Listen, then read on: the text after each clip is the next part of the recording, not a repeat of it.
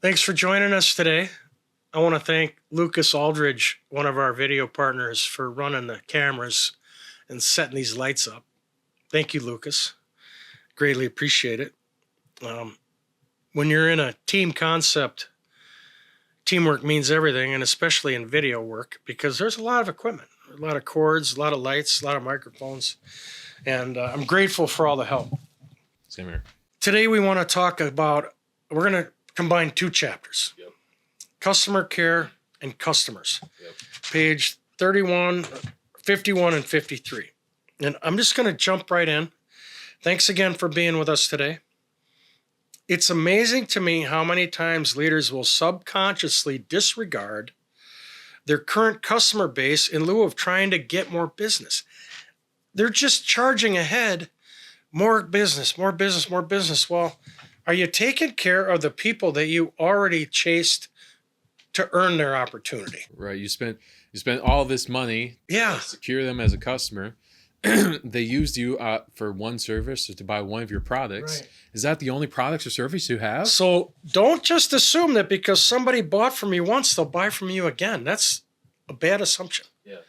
Your best source of new business is from your existing customer if you can build your brand around them and create a bonding experience so that they'll become evangelists for your company. Raving fans. And out there saying, hey, you should do business with Whitman Media. Yeah. I'm telling you, I've worked with them.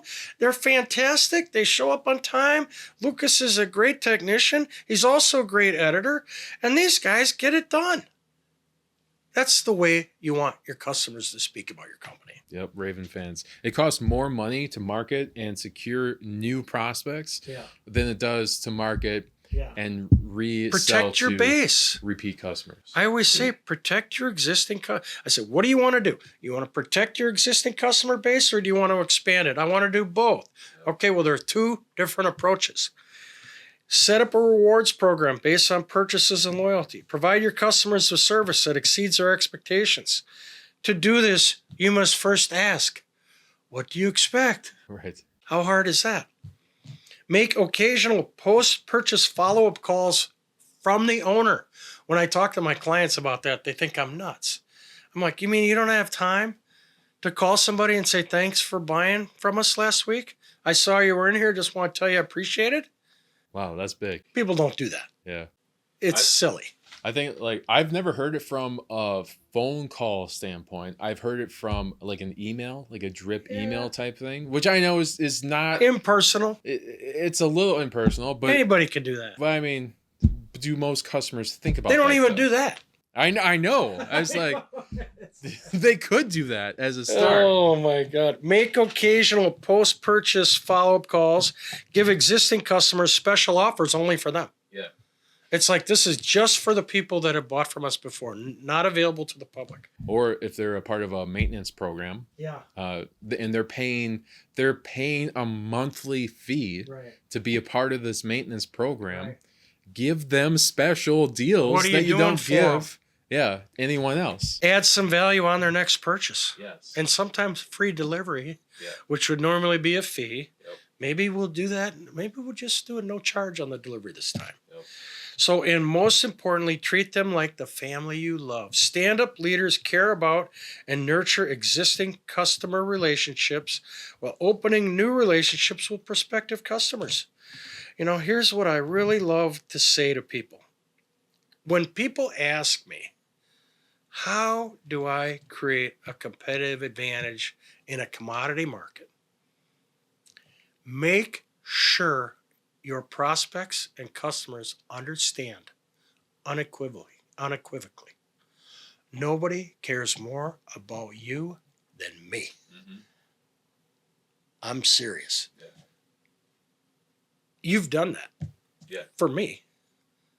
Here. Oh, thank you. I mean, it's an example of, are you a living example of what you would like to have for your customers? Customer care, not that hard. Before finalizing every transaction, ask yourself, what can I do for this customer to make them feel special?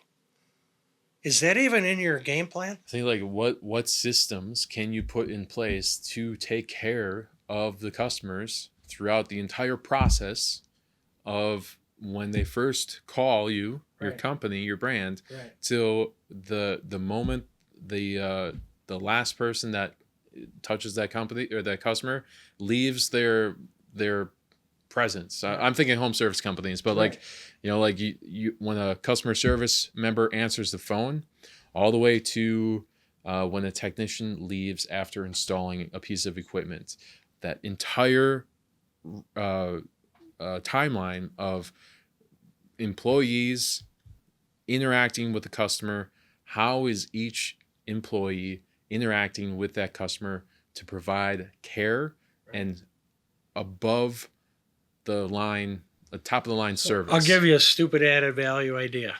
I just popped into my head. Creative. Yeah. How about an HVAC company that does air conditioning service and installation in the summer, has some t-shirts printed up that says, I'm cool because of XYZ company. Nice. Here's a t-shirt for you.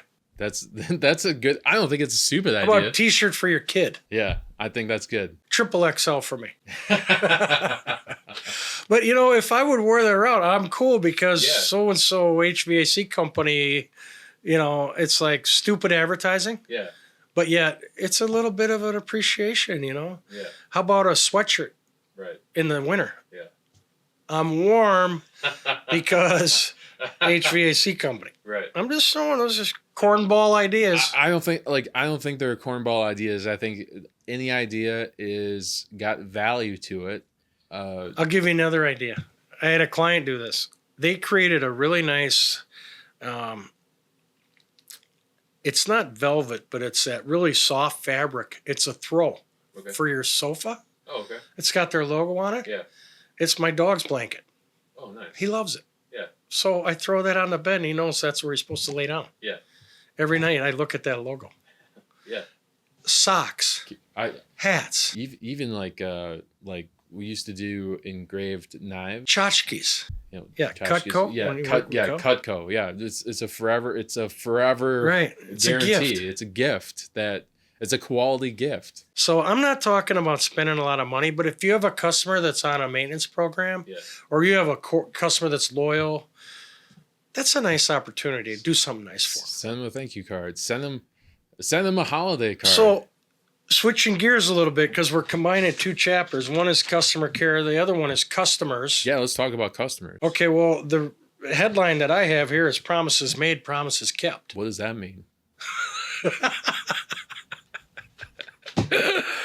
I'll be there at 10 o'clock tomorrow. And I show up at 10:45. Is that promises made, promises kept? No. No, that's promises made, not a promise made, and not a promise kept. So what are your expectations that the product or service you buy will do what you bought it for?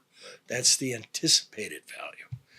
What if you make the purchase, go to use a product, and it doesn't work? Do you have a guarantee? This has happened to most everyone at some time or another. Here are 3 questions a business leader should ask themselves during every customer interaction. What is your service promise? You don't have to tell me now, Jared. How will you communicate it? And how can you set realistic expectations with the customers so that you can overachieve so that they give you a 5-star review? Right. It isn't that difficult, but if you don't address those key questions, what questions do your people ask prospects and customers when trying to determine their needs? Mm-hmm. Perhaps you should develop a customer needs analysis questionnaire. Have you ever done that? Yes. In the advertising sales world, that's like standard procedure. Bread and butter. Yeah, I got one that's this thick and I got one that's 1 page. You know, it's like, it depends how long you want to meet. If you want to sit down and meet all day, have your customers tell you what they need. Write down their expectations of you before you start. Yeah. How fundamentally basic can it be? Stand-up leaders invest time to know their customers' needs, wants, and expectations. Most importantly, then set out to create a buying environment to meet the customers where they are in the buyer's journey. Yeah. I think like page 53. Taking a look at page 50. I love that you're referencing the book. Taking a look at what the goals are of the customer, where they're currently at, what they're facing, what their obstacles are, what's standing in their way, filling in the gap of where they are and where they what's want to be. What's going to make them happy? Yeah, and then how you can help them fulfill that gap or get them closer to the next step. Right. So there's a lot of ways to get new customers, and it's really fundamental to understand your brand, understand your values and beliefs, and being able to share those with people, because other people who share those values and beliefs are going to want to be part of your program. Right. It's kind of a tribal thing. You could call it a community. You could call it a group, but there's a connectedness in that. As a customer, like Apple customers. Apple customers are all about themselves. Like, oh, you have an iPhone? No. Oh. You don't have an iPhone. Okay. Well, you're not cool then. Right. Because you're not in with Apple. All the little things that you do to touch your customers all impact your ability to generate new business. Identify every step in the customer journey and write down each step when a customer can negate the sale. I learned this from somebody else. And discuss specific actions you can take to prevent them from leaving the buying process. Nobody does that. Right. And I don't know why. It's hard. It's hard. But it's not that hard. But it takes time. It takes time. Depending on where a business is in their growth journey. And most business owners are too focused on working in their business than working on their business. So it goes back to an earlier episode in your book, building a bench of people that you can trust, that are high integrity, high quality people, highly driven, that can do the things that you are currently doing, so that you can stop working in your business and start working on your business. And these are key components in your book, people working on your business to become not only a stand-up leader, but to make a greater impact in the customers' lives, your internal and external, and hopefully make the world a better place. Yeah, one of the things that I'm noting in here is how to protect your current customer base from competition.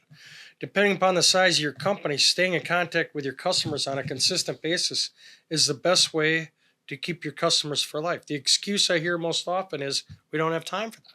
Yeah, which is bullshit. I know. Because your repeat customers are, here comes our friend.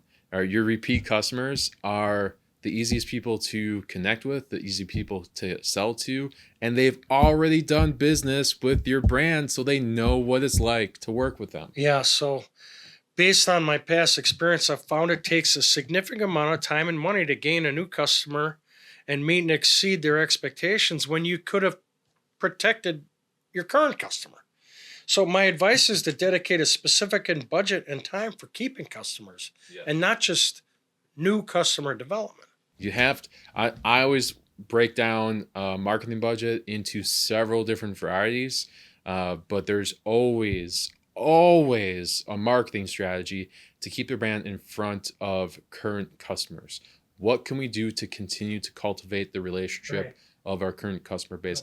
How can we promote our other services through collateral? I'm glad you asked.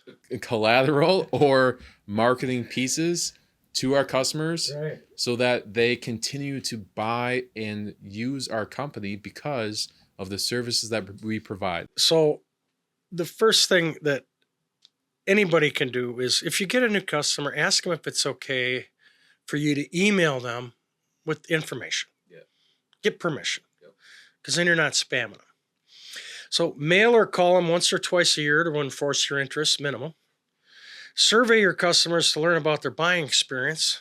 I would say if you're going to do direct mail to your repeat customers or current customer base, you want to hit them 4 times. 4 times. Once a quarter. At least. Yeah, that's a seasonal thing.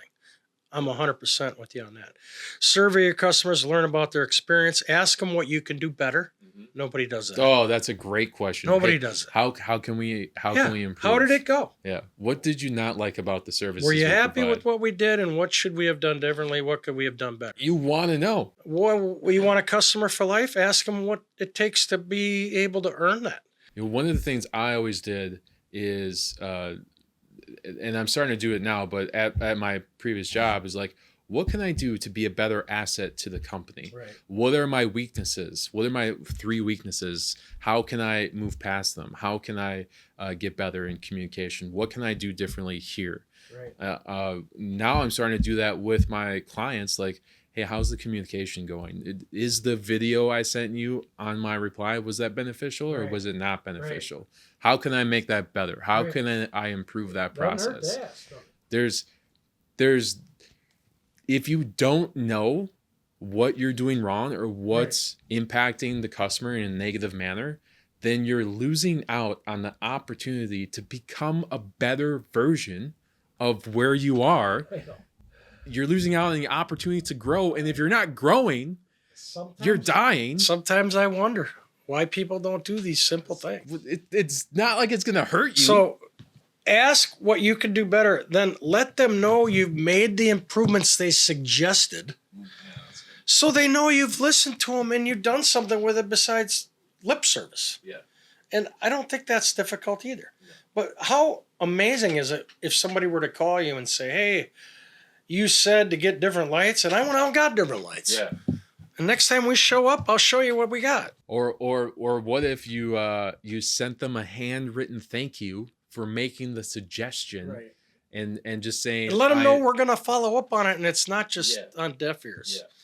I took action on what you said. Have a written customer service plan for each important customer. I used to keep it right on the inside of my folder.